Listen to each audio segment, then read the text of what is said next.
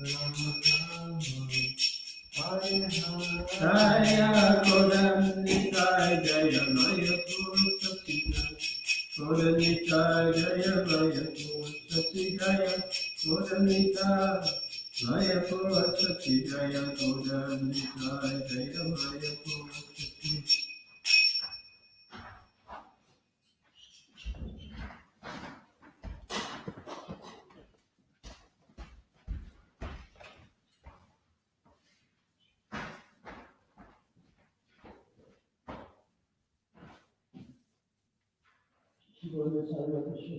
Ya,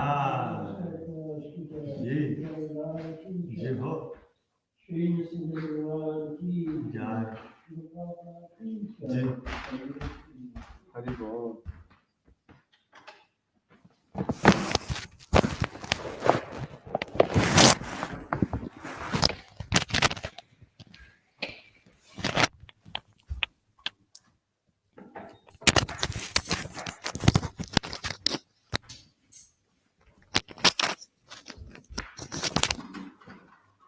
Thank you.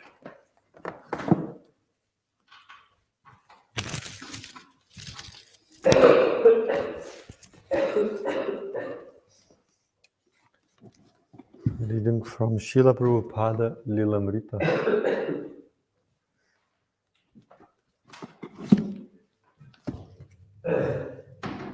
Volume 6, Uniting Two Worlds,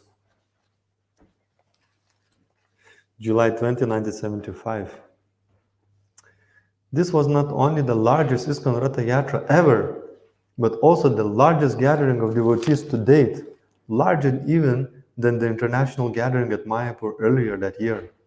Preparations at the festival site had expanded to include prasadam booths, deity paraphernalia displays, souvenirs, and Prabhupada's books.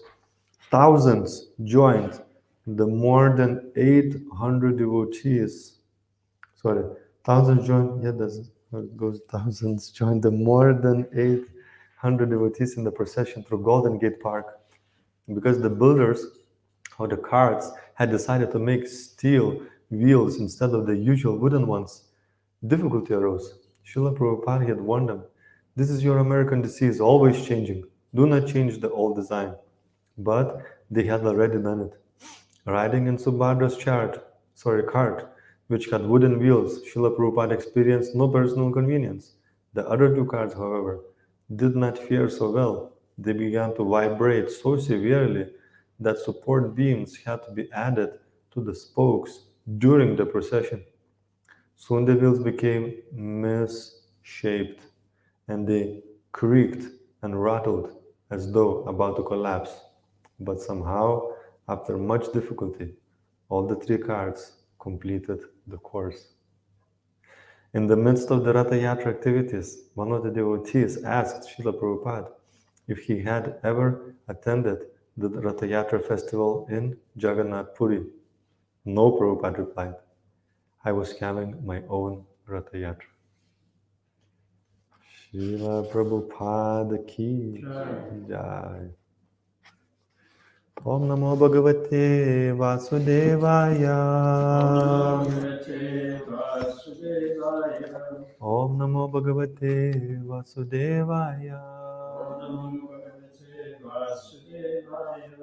Om Namo Bhagavate Vasudevaya.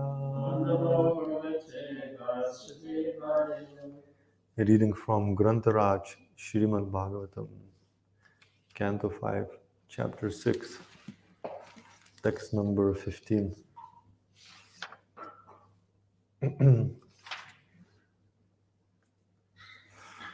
Ko nu asya kashtam aparo nugachen konvasya kashtam aparo nugachen konvasya kashtam aparo nugachen mano ratenapi abhavasya yogi Manorate napya bhavasya yogi. Manorate napya bhavasya yogi. Yo yoga maya sprihayati udasta. Yo yoga maya sprihayati udasta. Yo yoga maya sprihayati udasta. Hi asataya yena krita prayatna. Yasataya yena krita prayatna. Yasataya yena krita prayatna. Konvasya kashtam aparonu gachen. Manorate napya bhavasya yogi. Yo yoga maya sprihayati udasta. Yasataya yena krita prayatna.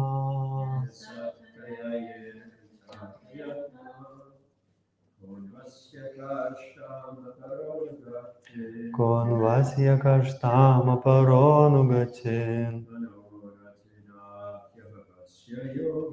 Manorate napya bhavasya yogi. Yo yoga maya sprihayati adusta. Yasataya yena krita prayatna.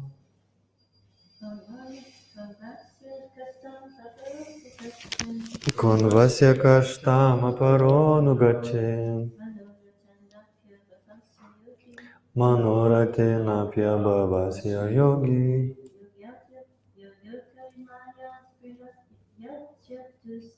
Yo yoga maya sprihayati udasta. Yasataya yena krita prayatna. Ka who nu indeed asya of Lord Rishabhadev. Kashtam the example. Aparaha else. Anugachet can follow. Mana ratena by the mind. Api even. Abhavasya of the unborn. Yogi the mystic. Yaha who. Yoga mayaha the mystic perfections of yoga. Sprihayati desires. Udashtaha rejected by Rishabhadev. He certainly. Asataya by the quality of being insubstantial. Yena by whom? Rishabhadev. Krita prayatna although eager to serve. Translation and purport. By His Divine Grace, A.C. Bhaktivedanta Swami Prabhupada Ki Jai. Who is that mystic yogi who can follow the examples of Lord Rishabhadev even with his mind? Lord Rishabhadev rejected all kinds of yogic perfection which other yogis hanker to attain. Who is that yogi who can compare to Lord Rishabhadev? Purport. Generally, yogis desire the yogic perfections of anima, lagima, mahima, prakamya, prapti, ishitva, vashitva, and kama vasayata. Lord Rishabhadev, however, never aspired for all these material things. Such siddhis, perfections, are presented by the illusory energy of the Lord.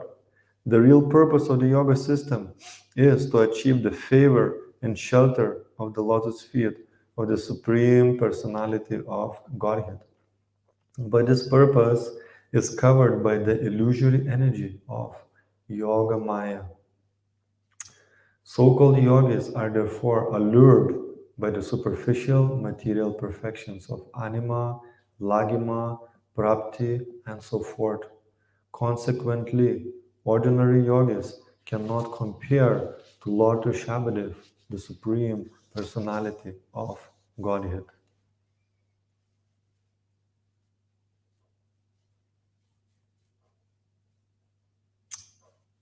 Om Jnana Timirandasya Gyananjana Shalakaya Chakshurunmilitam Yena Tasmai Shri Gurave Namaha Shri Chaitanya Manobishtam Stapitam Yena Bhutale Swayam Rupa Kadamayam Dadati Sva Padantikam Vandeham Shri Guru Shri Yuta Pada Kamalam Shri Gurum Vaishnavamscha Shri Rupam Sagrajatam Sahagana Ragunatam Vitam Tam Sajivam Sadvaitam Savadutam Parjana Sahitam Krishna Chaitanya Devam Shri Radha Krishna Padam Sahagana Lalita Shri Vishakamitamscha He Krishna Karuna Sindhu Dina Bandhu Jagatpate Gopisha Gopika Kanta Radha Kanta Namostate Tapta Kanchana Gaurangi Radhe Vrindavaneshwari Vrishabhanu Sute Devi Pranamami Hari Priye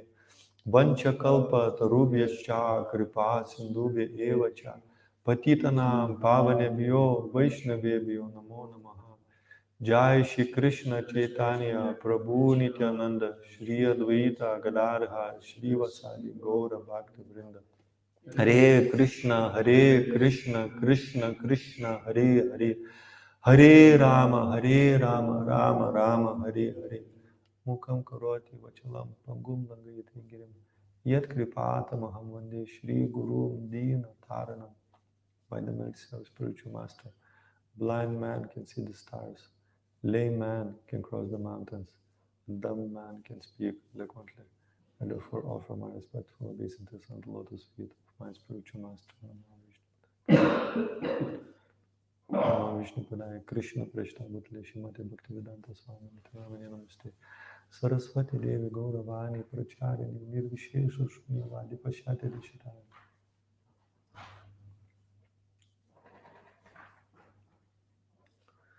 The translation again. Who is that mystic? Yogi, who can follow the examples of Lord Rishabhadev even with his mind. Lord Rishabhadev rejected all kinds of yogic perfection which other yogis hanker to attain. Who is that yogi who can compare to Lord Rishabhadev? So this is one of the very, very powerful lessons that is getting emphasized. Some people imitated Lord Rishabhadev's external behavior, starting their own concocted religion. However, the most important thing is the essence of Lord Rishabhadev's presentation, what he was trying to communicate. And one very significant and powerful example is that he rejected the yogic perfections. The living entity, bewildered by entering this material atmosphere, leaving the spiritual atmosphere with the service attitude and entering this material atmosphere and polluting and contaminating its consciousness with desire to lord it over. It has those many desires, and one of those desires, and essentially the desire to lord it over, manifests in many different kind of ways and fashions. And one of the ways how it manifests, even in this yoga system, it is supposed to be a way to lead you to the transcendence. Actually, you can take pseudo, is technically speaking, is a pseudo path of yoga to become misguided by mystic perfections, which is actually, you enter the yoga path, technically speaking, to become free from material desires and conquer your senses, conquer your mind, and conquer your material desires, that are fed by the desire to lord it over material nature. So this is the pitfall. It's a very, very powerful pitfall by entering this path of yoga seriously with actually what it means, not just doing a few asanas here and there and etc., but actually seriously entering the yoga path is becoming, controlling mind and senses, becoming detached and experiencing higher taste in meditating on Vishnu in your heart. And this is what Ashtanga Yoga is meant to be, is to awaken relationship with the super soul Paramatma. That's the essence of yoga. And in order to do that, you trying to conquer your material propensity, polluted consciousness, to lord it over material nature. And that is basically the path of yoga, and develop this service attitude towards the super soul, establishing connection. And at least in Ashantaraj, you develop this unbelievable appreciation for the Lord in his wonderful form as a four-handed Vishnu or Narayan, and how amazing he is and how wonderful it is. And if one progresses further from that, one could enter in the service attitude, and then move into the bhakti yoga, this yoga mishra bhakti that is mixed with just a desire to meditate on the Supreme Lord, on the Narayan, and just appreciate his wonderful qualities. And then one can move towards dasya, towards desiring to serve this wonderful, powerful, amazing form of the Lord, which is expansion of Krishna as Lord Vishnu or Narayan.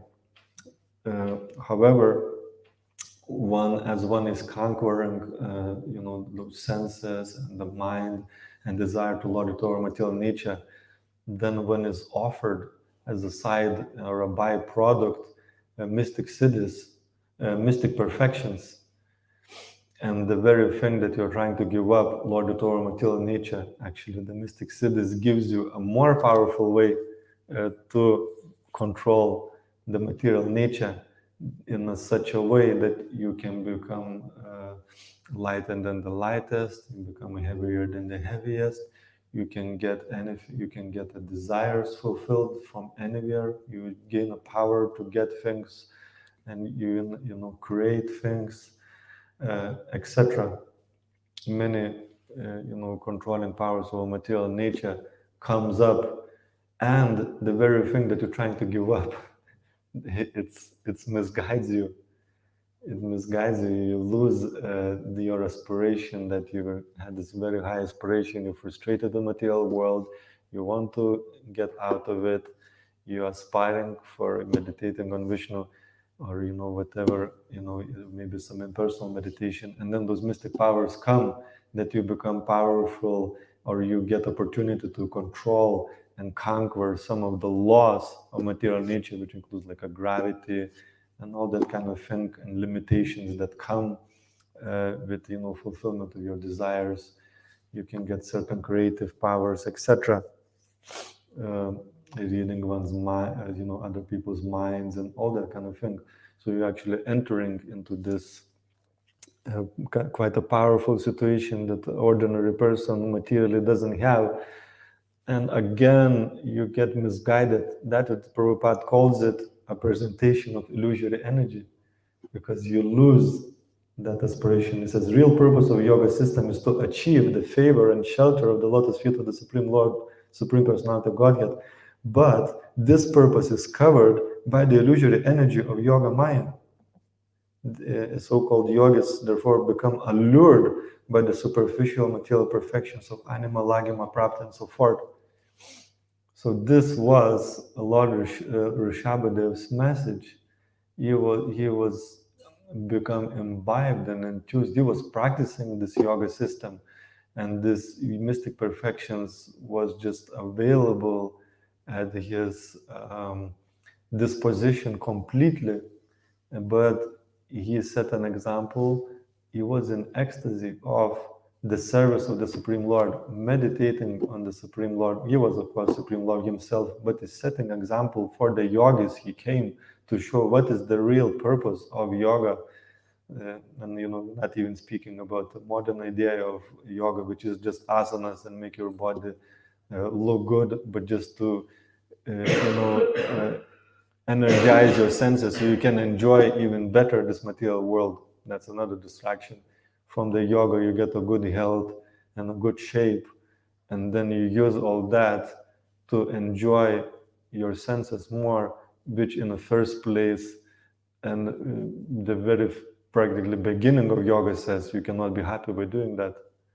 So that's again, completely rejecting the essence of what yoga is and just imitating externally. Oh yeah, yogis, they do the asanas, so I'm gonna do it as well. It's just externally imitating of what it actually means, and just one little step of the yoga. Ashtanga means 8 steps, and asana is just a 1 step. There is other 7 steps there that leads you towards perfection. But we imitating a great yogis by doing a little bit of asana, just to enjoy this world more, which is fundamentally impossible to enjoy this material world because of its limitations. It's just in all fundamental teachings of the world that are not twisted or manufactured. It says very clearly, this material world won't make you happy. The spiritual world will make you happy. And of course, you can still live in this material world and spiritualize your life, spiritualize your activities, and experience the spiritual world and happiness. And this is the only way to become truly, sustainably happy. There is no other way, whichever tradition you're following. So this is the distraction for yogis, and for yogis who try to imitate yogis. The distraction comes into some benefit that you get. We're not speaking necessarily that the yogis of modern day, they're getting the mystic perfections, but they're getting a peace of mind, is scientifically documented fact, and they're getting some better shape, physical, emotional, and mental better shape. And as soon as the reason they get out of shape, because they enjoy their senses to the max and become frustrated, looking for the solution. And as soon as they get better by doing yoga, they're doing the very same thing that brought them into the frustration. So this is what is called the cheap imitation of the real thing. Taking this forward, also these desires of becoming lighter than the lightest and etc. Still it remains the mystic perfections that the yogis achieve. And some people say, I never seen a levitation or etc.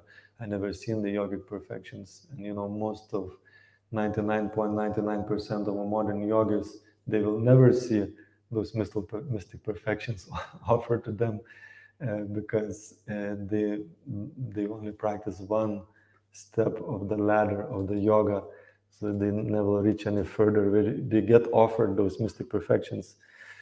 However, the desire for mystic perfection still remains, and we can see a lot of mystic perfections that yogis achieve.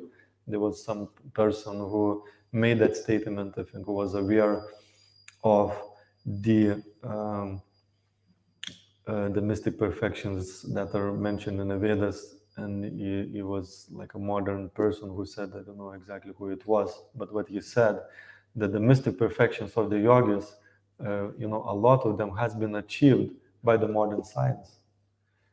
Flying, there's a planes, so the desire to fly is there. You can see birds are doing that. They have you could say, as a mystic perfection to do that. But the scientist has developed the airplanes, and you can fly. You can get anything what you want if you go to supermarket. and you have a bit of money and you work hard, you can get practically anything what you want. If you, of course, not everybody gets it. There's a karmic limitation, but technically speaking, if you get 2 or 3 jobs, most of people can get, a new iPhone or something, for £1,000 or pay, £40 a month. So they can get their desires fulfilled. However, these perfections that are offered to science now has become a distraction, has become a massive distraction. And now this pandemic is showing, and also this whole technology, the desire to conquer the material nature, creating the robots, like robotics is a big thing, is just upcoming, like a new big thing. The robots gonna just be everywhere over the next 10, 20 years. And maybe robot will become your best friend, or even it could become even your partner, because you have become so fed up with other people, and the robot will be telling to you nice things. You look wonderful today, you are very intelligent, and etc. You may have your personal robot thing, but this pandemic is showing to us that the human connection is far more important than all this technological advancement.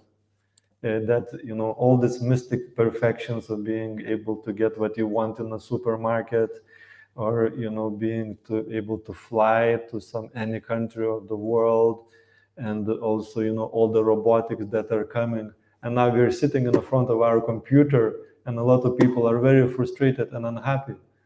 Why? Because the human connection is not there. That is the most, or ultimately is the relationship that the soul is looking for in the most important transcendental sense, relationship with God and the relationship with others. This pandemic is showing to us is the most important need of the soul, to exchange rasa. Rasa means relationship in a transcendental sense, and there is a mundane rasas as well that are perverted reflections of the soul. So this pandemic is showing to us very clearly, we just got allured and distracted completely by this material energy, thinking that this technology is going to give us happiness. And this pandemic, we already before pandemic, we are extremely distracted by our phones and gadgets and all kinds of things.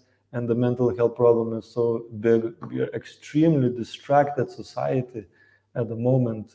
But what is going on in the world before pandemic, we were very distracted and quite unhappy and stressed out and miserable and frustrated and needing so much support and help, etc., that we are trying to fill the gap in various ways through intoxication, or even through yoga and etc., trying to fix it up. But it's very clearly showing to us this pandemic that we were very much more now with the technology. We are spending so much time with technology, but now we are spending so much more time on the gadgets significantly, according to the researchers and etc. The time on the computer and the phone and on the etc. has doubled almost. I don't know exact statistics, but it's a significant, very, very significant increase. And it increased our happiness. And this is where the whole world was coming and going before pandemic direction. More and more technology, more and more robotics, more and more human is called human machine interaction or something like that, is the whole science now, human machine interaction to develop this. So we are getting a little experience, a little taste, what is going to be like 20, 30 years later during this pandemic. You spend most of your day with the robotics, technology, etc. Is this what we want to go? This pandemic is showing a little taster of what is there to come. Is this really where we want to be? Is this really where we want to go?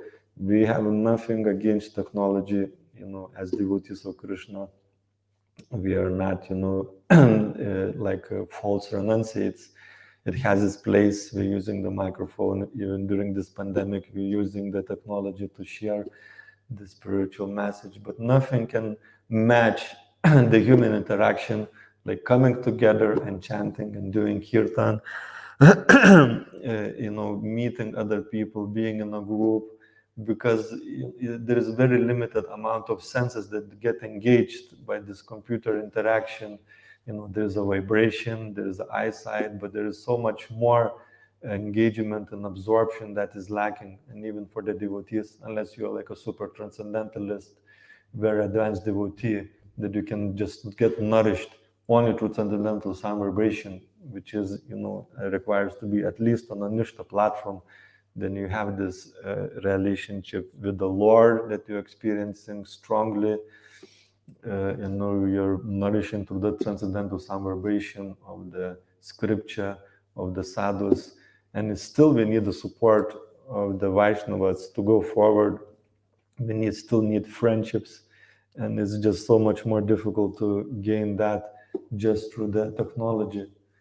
So we are actually been completely bewildered and deluded by this material energy. We have to wake up and understand we have to actually control in our life this technology, and we have a kind of limited amount. I mean, now the phones has got digital management that you can switch on and make sure that you're not using your phone too much, and it will restrict you from accessing it. But I don't know how many people are using it. But the idea is not just to restrict or control, but replace it with something better. Replace it. Now we are really, really eager to the real human interaction. And we have to really value and appreciate that real human interaction. This is one of the main lessons, and ultimately for the spiritual interaction. And again, the soul has been restricted from its relationship with Krishna. Again, it's showing for us, and even if you get all the human interaction, we need to still establish the relationship with the Supreme Lord. Then everything is going to come into place. So now we have to use this period. Not there is going to be a lot of problems, is already there is lots of problems, and after pandemic time, it's going to be very, very challenging as well. So we have this Madhavananda Prabhu in the retreat that we just took part online. He was saying and advising, do not get too emotionally involved in all that is going in the world, but actually try to deepen your Krishna consciousness, try to deepen your spirituality, and try to think as well how you can not be so dependent on the technology. Some will be needed, and now it will be needed to keep in connection, with the, hearing the lectures and association and etc. That's one of the main ways now to get association of devotees. But at the same time, cultivate this desire, understanding what Prabhupada has given to us, the self-sustainable communities is the way to go and the way to live, and live a more simple way of life and have a real human interaction, soul to soul, based on Krishna consciousness, Krishna-centered, communities is actually what Prabhupada given us. It is the real thing. Is not all the robotics and putting every single part of your home with you say switch the light on and it comes on, switch the light off, it comes off. Say this. What is the weather today? And just feeling more and more as a controller, and getting frustrated at the same time with all of that, and being unhappy because you don't have a real human interaction, and ultimately spiritual connection, soul-to-soul connection, not just a body-to-body connection or mind-to-mind connection or intellectual stimulation connection, but the soul-to-soul, soul connecting with the Supreme Lord and soul connecting with another soul. That is the rasa that the soul needs and is missing. And unless it gets that, it will never be happy, it will never be satisfied. And this is a most important lesson to learn from this pandemic. And if you can, then after pandemic, move in to live in association of devotees, or try to mold your life in such a way that you spend the weekend with the soul-to-soul connection on the best possible platform, chanting, dancing, and taking prasadam and doing devotional service in association of devotees. This is what gives you that opportunity to fulfill this ultimate highest goal of life, of having eternal connection with Krishna and his devotees, his representative, and eventually just entering that platform in this life, or at the time of death, transferring yourself fully to the spiritual world without getting allured and distracted by these mystic perfections and illusions that this material world is offering in various forms of perfections, whether it is material perfection or scientific perfections, etc. Is just a distraction. But some of that can be used, is no doubt, and it will be used. But we want to have a robots offering the aritis to the deities. That's completely farce, or a cooking, for the deities. It has to be, a human being, that the soul offering its expression of love to the Supreme Lord. Robots will never be able to do that. So, are there any questions or comments on these points?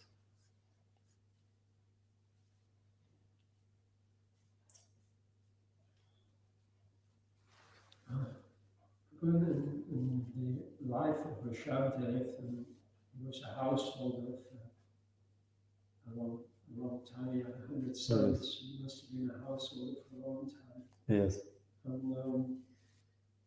in terms of most of the people that we're relating with, and most of the people that have connection with the householders. Yes. So, how did Rishabhdev set, it's very difficult to relate to his later pastimes as another dude. Mm. So, in what sense can we apply his life to our lives? So should we take more of his householder life? Is like the perfect example? Mm-hmm. Or should we, because it's not clear what devotional service he performed when he was in his mystic trance. Mm-hmm. What example was he setting us in that stage of his life? Yes, so as a householder, obviously, and a king, he set an example of living a very Krishna conscious life. He was a perfect leader. He instructed his sons. That's one important message, that as this leader or father is also a leader, or as a householder, as you mentioned, father and mother. They are setting, they instructing and setting example. They're practicing themselves, and therefore, the offsprings, they also pick up those habits. Like Prabhupada, when he used to wake up, what used to wake him up? Not an alarm clock, not a mother tapping on his shoulder. What to wake him up is the sound of arati. That was the first thing. That was his alarm clock. His father ringing the bell, or whether it was mother or father ringing the bell to the home deities. that was his alarm clock. So the practicing, setting example. Rishabhdev himself practiced very, very nicely, set an example that he lived very Krishna conscious, godly life, instructed his sons, how to live such a life by his example and by his words as well. He completely discouraged from having any hope that material aspirations will give them happiness, and he gave the taste by his personal example. He was experiencing this higher taste. And in terms of his renounced order of life that he lived, so in one sense, what I was explaining today is the essence of what his message is. Technically speaking, he was showing with his life, and we take, from his, and in a modern day as well, we have to take the principle, not the detail, because that's the very essence of Lord Rishabhadev example, and this part of Srimad Bhagavatam is to take the principle rather than external behavior. Because somebody has imitated his external behavior, and it's very clearly this part of the Bhagavatam says that's not the idea, that's not the teaching of Lord Rishabhadev is given to us. It was his instructions and the essence of what he's teaching. So one of the most important messages of his behavior, as mentioned earlier, was that mystic perfections is not the way to go. Is the devotional service is described as was in complete ecstasy. So this is what we take from his behavior, that it's not material things manifesting in a mystic perfections or all those different scientific perfections that we are aspiring for in the world now, hoping that this is going to make me happy or is going to ultimately improve our life. Now we are surrounded by our gadgets in our homes. How many people are frustrated? It's almost rioting. Some people having big protests against this restriction, against this, etc. Because just sitting in front of your computer or whatever is going to be like is not just going to work. So this is the message: the mystic perfections or lording over our material nature, scientific perfections, etc. won't make you happy. You have to shift to the transcendence, and in the modern day is not done in the way that Lord Rishabhadev did, that just going to the forest or something. But in this modern day is done by embracing a spiritual life. And as a householder, then you practice spiritual life at home. And if you're living in a city, most of actually people may not be able to move to the community and live with the devotees. But as I mentioned earlier, they can come on the weekend and spend the time outside of the city. So in that way they're applying, they're hearing the instructions of transcendence, is spending time with the devotees and associating.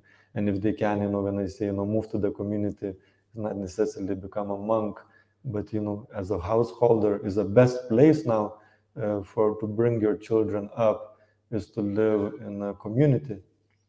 Because, if your kids are, if you're living in a city and your kids are there is so many distractions to grow up in a city.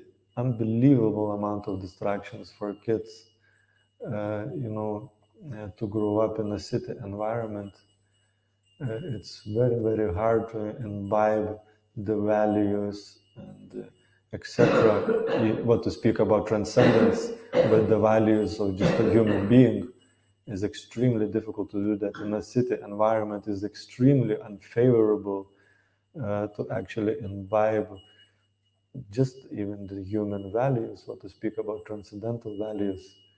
You're living in a city because the environment is so not conducive for that, and all the association is just so unconducive for that. So the best place to grow up your children is outside the city in a spiritual community. And of course, we don't have a school now, but we already have a growing number of householders, and there will be much more of them.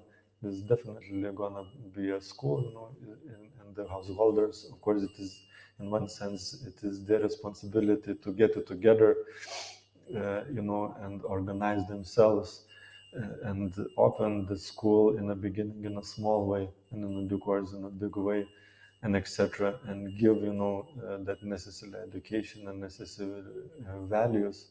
And so this is the Rishabhadev teachings. And when then the time comes when the children has grow up and the children can take responsibility in their life, and not just to remain in this position that you are just either children will put you in a care home if you are living in a non-devotional society, or you kind of become almost useless or something, but actually engaging again 100% Every single person, no matter how attached they are to material world or to the children, they can take, at least to some degree, this vanaprastha idea that engaging fully in devotional service, when you reach a certain point, when your children has grown up and they have their own life, instead of just remaining totally attached to all that, and even becoming a burden, but actually you can fully engage again to at least your health, to the extent your health allows or your psychophysical condition allows, to actually render some devotional service. And for example, now, if you are like a wise, if you practice all your life, as a devotee, and your children has grown up, now you can offer, there is a wonderful, important, significant service for ISKCON, is to actually give a soul to soul connection to someone, cultivate somebody, offer some support, ringing a person, having a list of people that you are cultivating and giving support. You're a wise, you're like having a practice your Krishna consciousness, what is the material world is like, you're cultivating the higher taste yourself. Maybe physically you're not active anymore, your physical strength is going away, but you can have 100% engagement as a cultivator, giving support to congregation, giving support to the small number of group of people, how are you doing, how is life, giving some advice of hearing and chanting, doing a little sangha, even one-to-one. Even if all your service is to 10 people, and you are cultivating, this is a very significant, very important, very necessary service for humanity. So people shouldn't feel like a useless if they're getting older or something, or their children are growing up and etc. Now is opportunity for you to dive deep in a Krishna consciousness and offer some support from your life experience, to some junior member of ISKCON or congregation member, and etc. And you can spend the rest of your life, you don't have to become a sannyasi or something, renounce the whole world and go to the forest. You can spend the rest of your life, before you leave the world, increasing the quality of devotees, boiling the milk, helping devotees to become stronger. You can spend the rest of your life, and depart, happily, that you help somebody to become a stronger in Krishna consciousness. You share the taste of Krishna consciousness. It's a wonderful service for every single member of ISKCON, who is becoming more senior, and that has to be facilitated. And I hope it's going to become facilitated sooner or later as a very, very significant, important service and contribution of an aging member of the Krishna consciousness movement, who cannot do so much physical service, but he can just spend a day of cultivating, encouraging, supporting people who are still in this as a congregation member, who are having a job and a children and etc. Teaching, supporting, educating, encouraging. Prabhupada wanted so much, boiling the milk. Shivaram Swami points this out, that we have to expand, in Shuddha Bhakti Chintamani, you have to expand this movement, and this is our mission, but we have to boil the milk, so not at the expense of compromising the quality of our members. Shivaram Swami says we should never expand at the expense of the quality of our members. And any problems we have in the movement actually is because, or a lot of problems in fact, is because we expanded at the expense of the quality of our own members. We haven't invested sufficiently in raising that quality of our members, that they actually have a genuine, strong, overflowing taste for Krishna consciousness, for hearing and chanting and everything. And it will have to come sooner or later. Prabhupada's significant instruction, he said at one point, we have enough members, let's now increase the quality. And this is pandemic as well, is giving that opportunity. And the focus and understanding that we have to increase the quality of our members, and Shivaram Swami says it has to be in that order: quality and then quantity, quality and then quantity, all the time. And now he is, spending so much time with his senior disciples, just encouraging and pushing, quality, quality, quality, quality, quality. We need the quality of Krishna consciousness in our members, and that's gonna then become sustainable expansion. It's not just we bringing people and they go, bringing people and they go. Why they go? Because we haven't yet developed very strong taste. Why they would go? If we are like oozing with Krishna consciousness, if we are flowing with Krishna consciousness, if we have so much taste for Krishna consciousness, why they would go away? So that quality, it has to be so much there, and it's a very significant service to increase that quality, and we can share that quality with others, and sooner or later that will have to come into place. Prabhupada made it very, very clear. Boiling the milk is fundamental, increasing the quality of our members is of fundamental importance, and for spreading this Krishna consciousness in every town and village of the world. So we have to finish now. But thank you for a very good question. Srila Prabhupada ki jai, Grantaraj Srimad Bhagavatam ki jai, Lord Rishabhadev ki jai, Nitai Gaura Premanande. Gaura Bhakti ki jai.